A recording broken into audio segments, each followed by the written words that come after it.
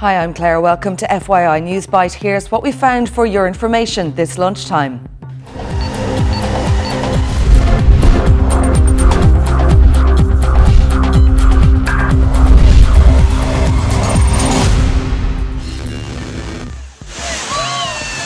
A near miss. Tropical storm Irene has passed New York, but President Barack Obama has warned the danger is not yet over. Hundreds of thousands of people evacuated from some areas of New York City are returning home.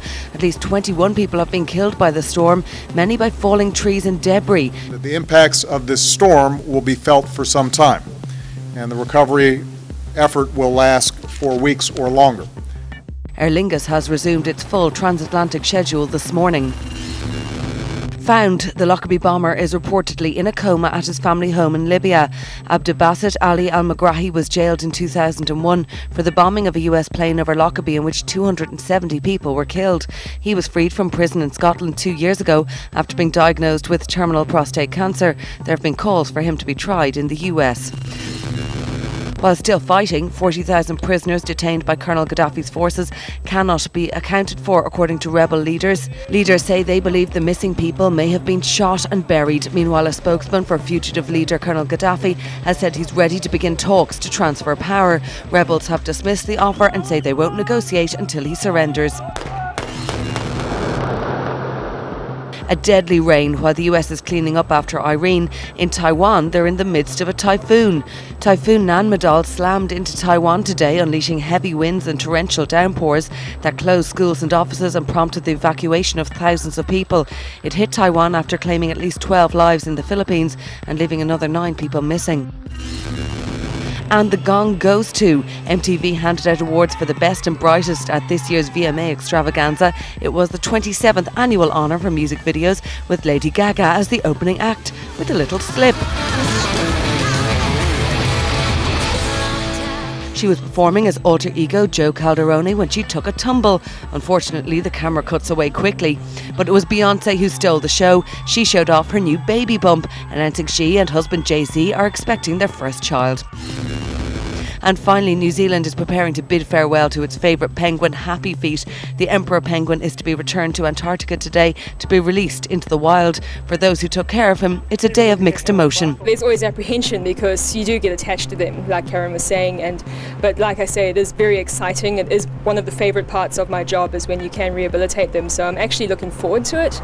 Hundreds of people flocked to Wellington Zoo yesterday for the last chance to see the bird, who's been fitted with a tracking device to monitor his progress. FYI is interactive. From your opinions to news you think we should be covering, we want to hear it all. FYI is available to you 24/7 online for all the information you need to know. Simply log on to tv3.ie/3e/FYI. Here you'll find the latest stories, video catch-ups, comments and the FYI blog. We're also available to you on Twitter and Facebook. Just log on to the website and hit the social networking shortcuts.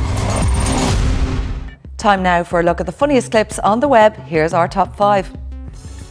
At 5, when faced with a mighty bull, the only way is up.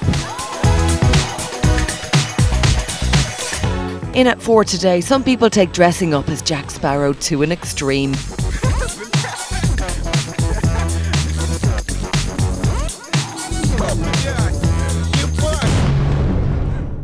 At 3, some household junk and boys with a lot of time. We're not sure about brains though.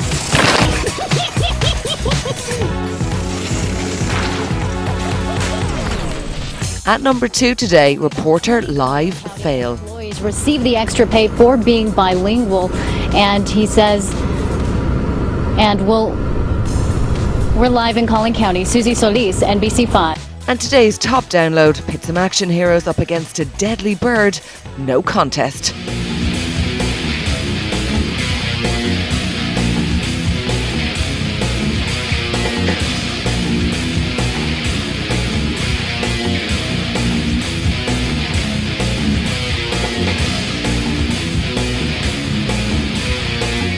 Tune into FYI later for the newest downloads. We'll have more on the top stories, plus catch up on today's tech news with Kirstine, and Paul will be here with sport. We'll see you back here at 6, right here on 3E.